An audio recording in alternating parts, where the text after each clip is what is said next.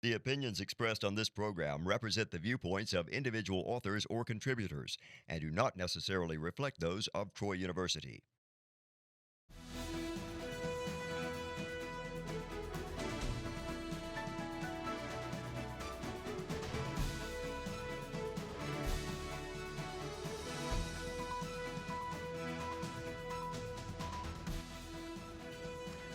Hello and welcome to EconVersations.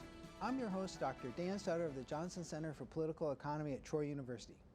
One of the best known examples of the application of economic wisdom and insight to a real-world business is the case of Moneyball, the book written by business author Michael Lewis about how the Oakland A's used analytics, or statistics guided by economic theory, to help field a winning team on one of the lowest payrolls in Major League Baseball. The A's did what many experts thought was impossible: win on a shoestring budget.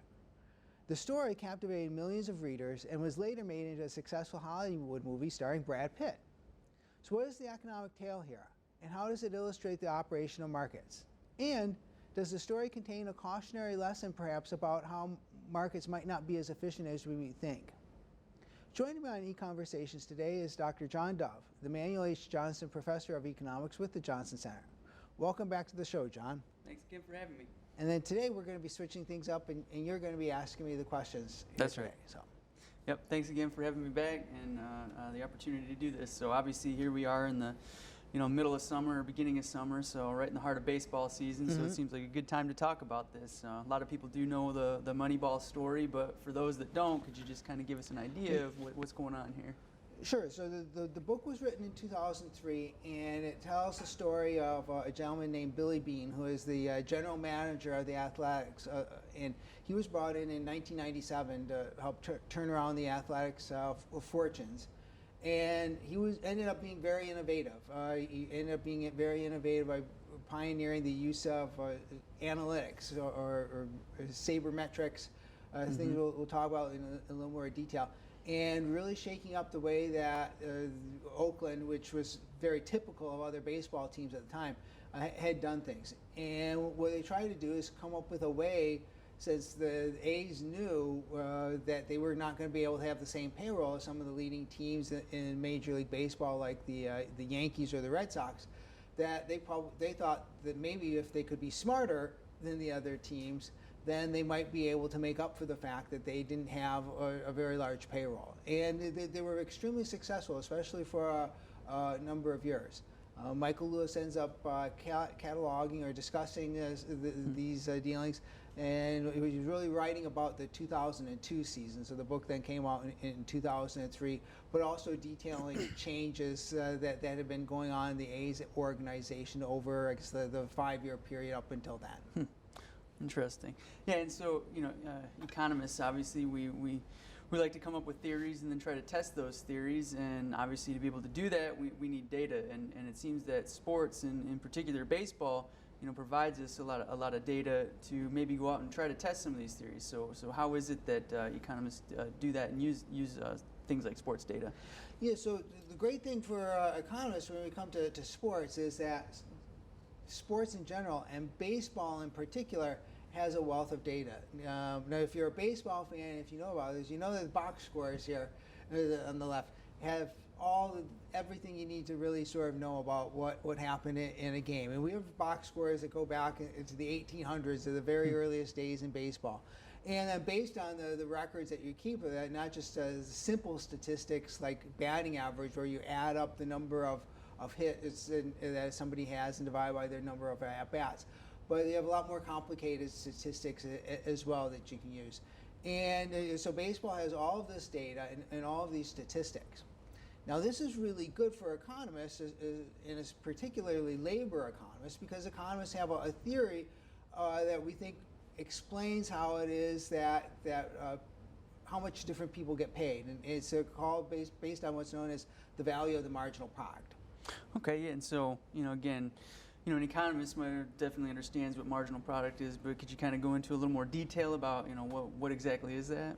So the idea of the marginal product would be if you hired one more unit of an input, like say labor, and labor would be one of the inputs or factors of production that you hire.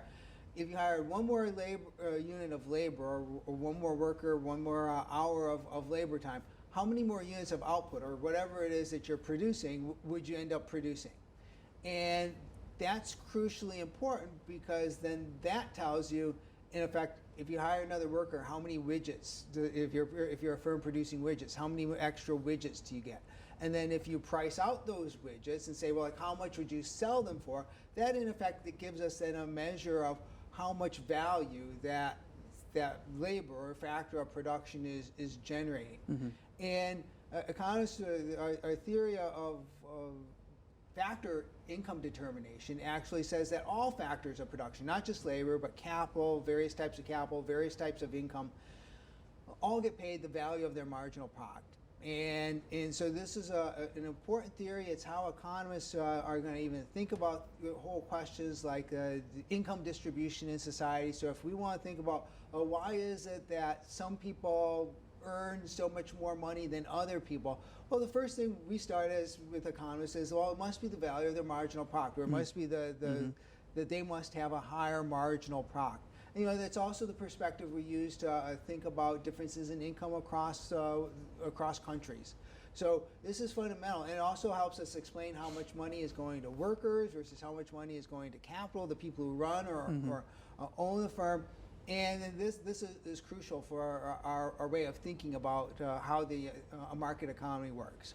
So it's really then marginal product that kind of gives us in a sense, or how we think about, income distributions and income inequality. Yeah. Both within and across the countries.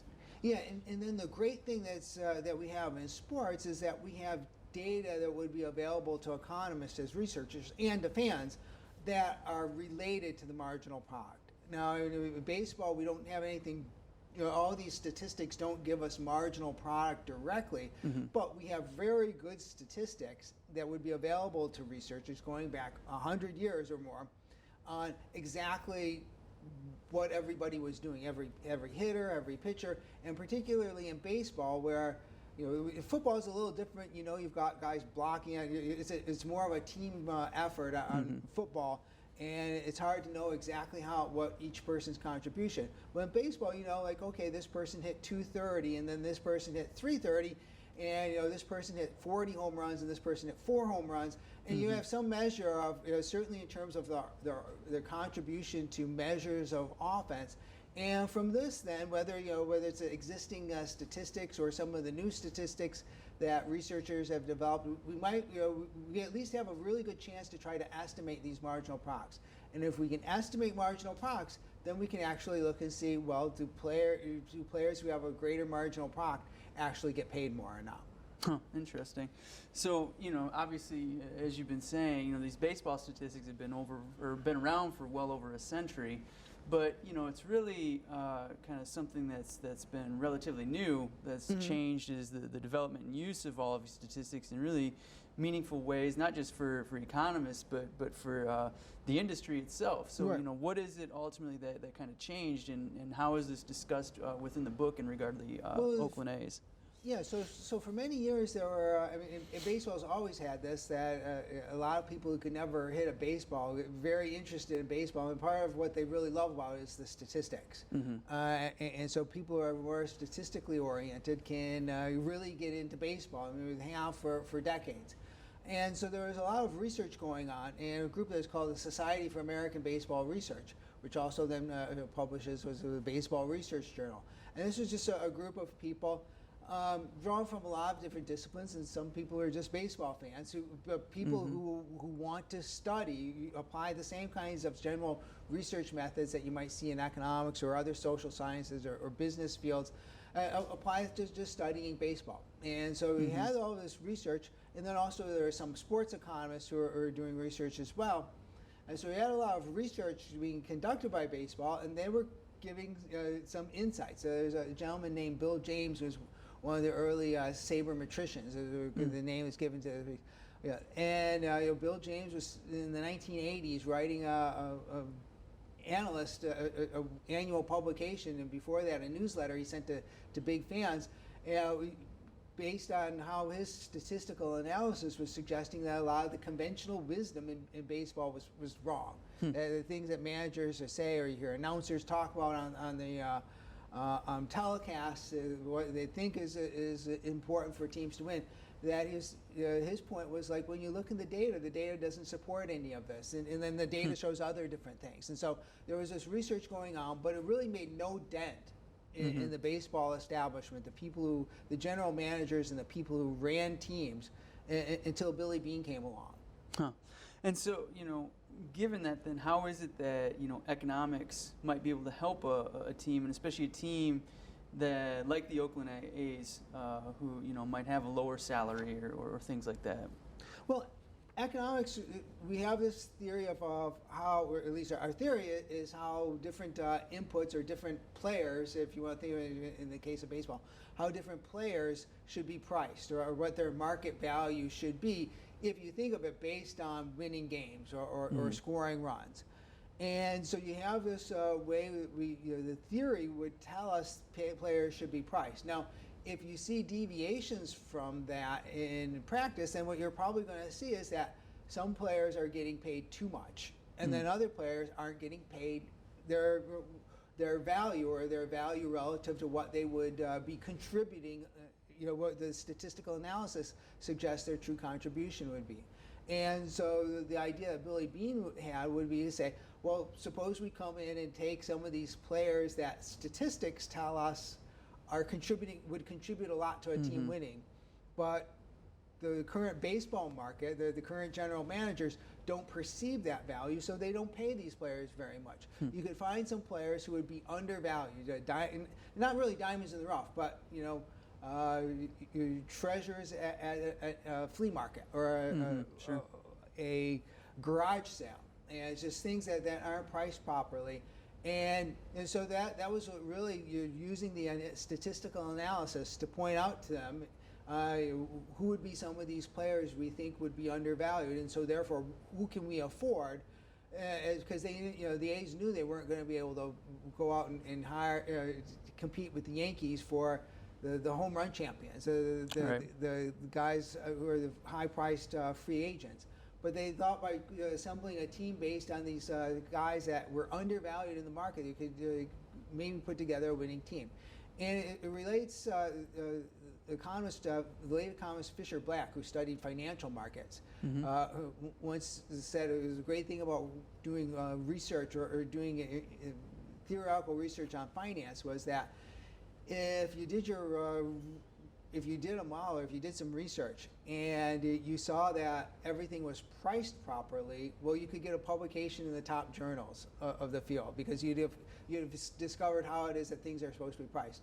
And then if you found that things weren't priced properly, you could make a lot of money, and he actually did by trading on things that he found were not priced properly in financial markets. And in a sense, that's what Billy Beane ended up trying to do, a little indirectly, because you're buying ball players to win games. But it's the same idea. If you look out there to find who's not priced right, and then they should be bargains. That's interesting. And so I guess, you say that economics plays a role, but in the context of the A's here specifically, how did economics play a role? Well, we know that economics played a role because Billy Beane's assistant general manager was a Harvard graduate, but a Harvard economics major. And so he had hired an assistant general manager, and he was familiar with this, and he was also familiar with basic ideas of economics about being, knowing that you need to focus on the marginal product, and where you can't calculate where you don't know what somebody's marginal product is, then trying to think about what kind of new statistics could you come up with, or how could you manipulate the existing statistics to better estimate those marginal products. Huh. And so, how bad exactly was the team salary disparity then, and how did the A's actually end up doing these years? Well, Billy Beane took over after the 1997 season. So in the last season before he took over as manager, they won about 64 games, if I remember, out of 160. So they were one of the weaker teams in Major League Baseball. And within 2 years, they had gotten up above 500. They were winning more games than they lost. And then in 2001 and 2002, they won over 100 games. So one of the, I think in 2002, that was the best record in the American League that year. So they improved dramatically, and they were quite good for several years here. And that's actually interesting, because wasn't it right around this period too when the A's actually started to get pretty good, that the MLB was contemplating making some major changes with some of the smaller markets? Yeah. And so the conventional wisdom at the time there, and so again, the A's managed to find these players sort of from nowhere who came out and were stars for them. And people like Jason Giambi and Eric Chavez won MVP awards, so they did extremely well. But they were not the highly touted. They were not the big name free agents. They did it with young players and then these undervalued players. And at the time, Major League Baseball thought there was an insolvable problem of competitive balance. And in 2001, Bud Selig, who was the commissioner of Major League Baseball at the time, announced that Major League Baseball was going to contract. They were going to eliminate two small market franchises, the Montreal Expos and the Minnesota Twins, because the powers that be in baseball thought that these teams were in small markets. Because they were in small markets, they were going to necessarily have small payrolls, and they couldn't possibly be competitive.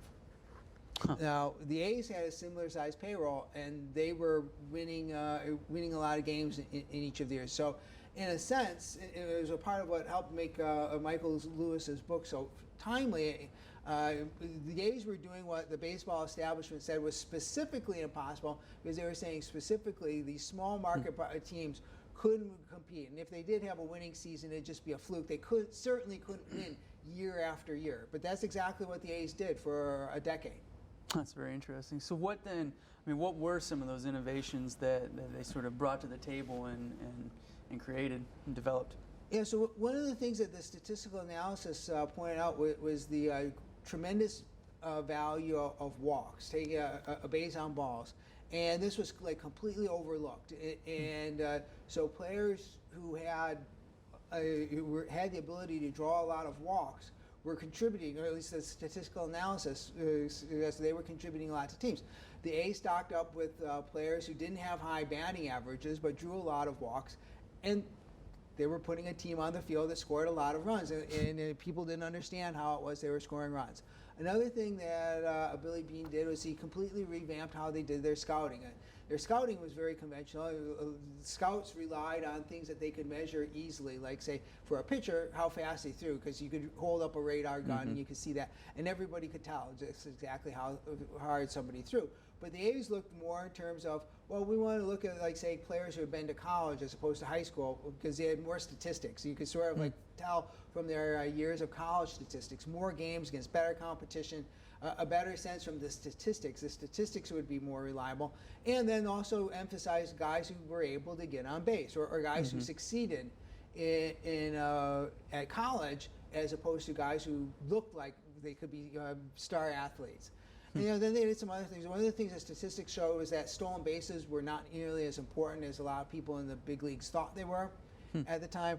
And another thing they found was that there wasn't really any good measures of defense. At the time, we just had the recounted errors, that when the player was given an error, and we knew how many chances they had. But everybody sort of knew that these weren't very good measures of defense. So another thing they did is innovate to try to come up with better ways to measure somebody's defense, because that was the thing they couldn't really price and say, like, somebody who was a good on defense, how many home runs would they be worth, or how many walks exactly would they be worth? Because if it's overpriced or underpriced, if it's overpriced, then you don't want. Then those are players you have to shy away from. Huh. And so, how much did this sort of revolutionize then Major League Baseball? Quite a bit. If you're a fan of the game now, you'll see one of the leading things that they will show on television. Those say OPS, on-base percentage plus slugging percentage, and that was one thing that came right out of sabermetrics. So they're saying like that those are the most important players, far more important than their batting average per se. So that gets reported now, and that's something we see. And overall, we see we see a lot less emphasis on stolen bases. The stolen base has largely gone out of baseball. Again, in part because of the statistical analysis suggesting that it just didn't contribute a lot to winning it. And teams that are focusing more on guys who can walk or then not necessarily so fast, and maybe hit home runs. And it's really changed the game very dramatically, and it's expanded on to a lot of other teams. And this is also, indirectly, and something that a lot of people don't think about, but really just created its own industry in and of itself, and a lot of jobs that have gone along with that. So can you talk about that a little bit? It has. I mean, the whole we hear a lot recently about data analytics, which is using data from big data or new sources of data that have become available, particularly with the internet. There's a whole area of sports analytics, part of which is using existing statistics, and part of which is trying to create additional research that can help quantify performance. But for baseball, in the 1980s, no team had like these statisticians, these stats, these analytics or numbers people. And now every team does. Every team has that, and the managers use that. And so it's created a whole bunch of jobs in Major League Baseball in the front office for guys who couldn't possibly hit a curveball or a fastball, couldn't throw a ball from third base to first base. So, in fact, for people like me who had never been able to, play baseball above the little league level, but who had a lot of interest in statistics and math, it opened a whole new range of satisfying and fulfilling jobs for people that didn't exist before. Well, I think that's interesting that you mentioned that context too, because we've also seen that while there was kind of the rise of the Oakland A's and the data you just showed, there was also the decline. And I think just before the show we were talking, they're about 500 right now. So is this something also that economics could maybe explain why something like that would happen? Yeah, because what you can think about it is that Billy Beane came up with entrepreneurial innovation, and so just like a business like, say, Blockbuster Video, they came up with the idea of renting videos back in the 1980s and having a chain with a very large inventory of titles to rent people when video cassettes became important. That was an entrepreneurial innovation. Billy Beane came up with the idea of let's actually use the statistics. Let's actually use sabermetrics to make decisions. Now, we know that a entrepreneurial insight like this can lead a firm to profits. But the problem is that that's unlikely to be sustainable as profit, simply because other firms will catch on. The other firms will see what's going on. And in baseball, what we saw is that after the A's and some of the other early teams that started using sabermetrics in analytics started to have success, and again, success that couldn't really be explained otherwise. You saw other teams want to follow along. So they hired people away from the A's, some of Billy Beane's assistants. They went out and found their own other stats people who they could bring in and help them make these kinds of decisions. So, and of course, Michael Lewis explaining it all in Moneyball didn't, also sort of let the secret out. But I think that by that point in time, the secret was already sort of out amongst Major League Baseball. And then, as other firms in the marketplace or other baseball teams copy what it is that you were doing different, well, they're going to catch up to you. So you no longer have an advantage. And the only way in the market you're going to be able to make sustained profits is that you have to keep coming up with new entrepreneurial innovations. So Blockbuster came up with an entrepreneurial innovation, but they didn't sustain it, and so now they're out of business. All right. And you always have to be coming up with something new, because eventually, despite patents and trade secrets, eventually other people figure out what you're doing and they copy it. And if it's successful, they copy it. And then you no longer have something that's unique or different. Or in the case of sports, the undervalued players that the A's were picking up because they were undervalued now get bid up to where they should be. And the flip side is that some of the players who previously were being overpaid are getting paid less, but you no longer have these bargains available. And so in a sense, you can say that Bud Selig and the Major League Baseball hierarchy were correct in that what the A's were doing wasn't every other team couldn't duplicate it, and the A's also couldn't continue to just do what they were doing then for a very long time. Huh.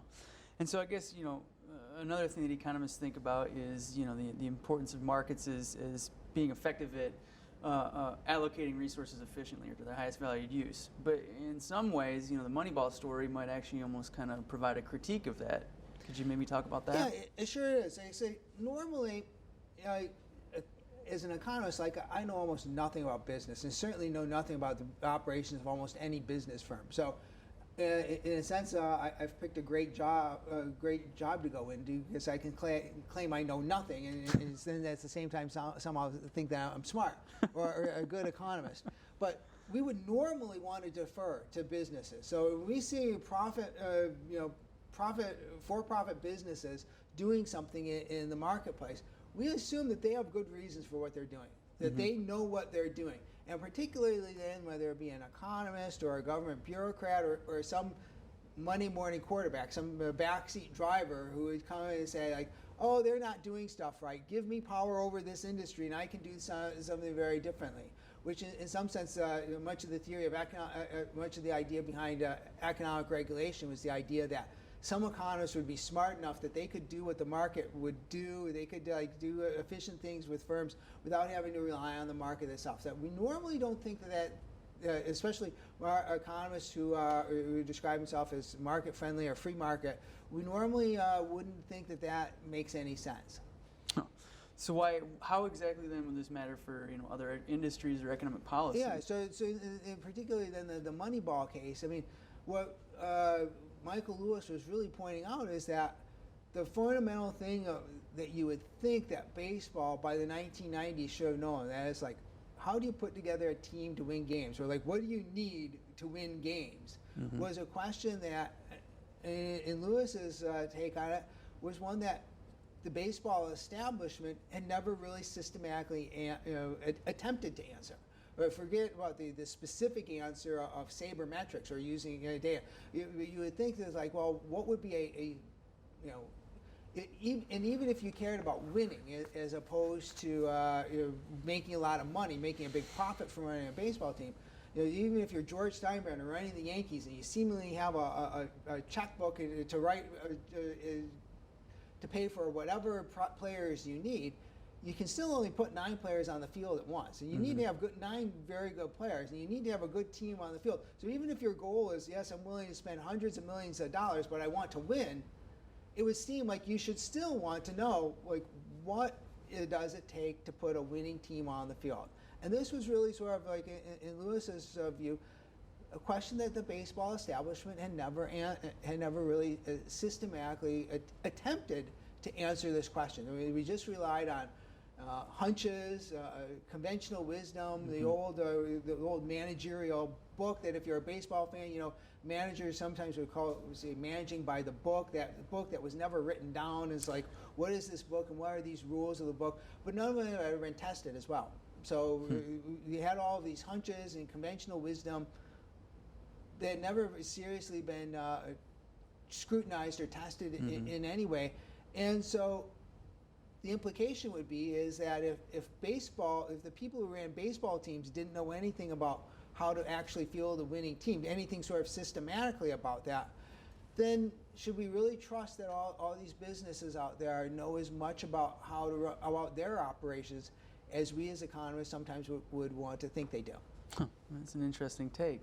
So do you think that, kind of tied to what you're saying, maybe it is something about, the sort of win at all costs mentality maybe? Does that have something to do with the inefficiency, or? It could be. It could. Another thing is that, especially with regard to scouting, one of the things that possibly came out is that, teams would draft 50 players in a year, and the idea would be if 2 of them made the major leagues, it would be a good thing, or a scout could make their career by signing one really good player, or identifying one really good player at something.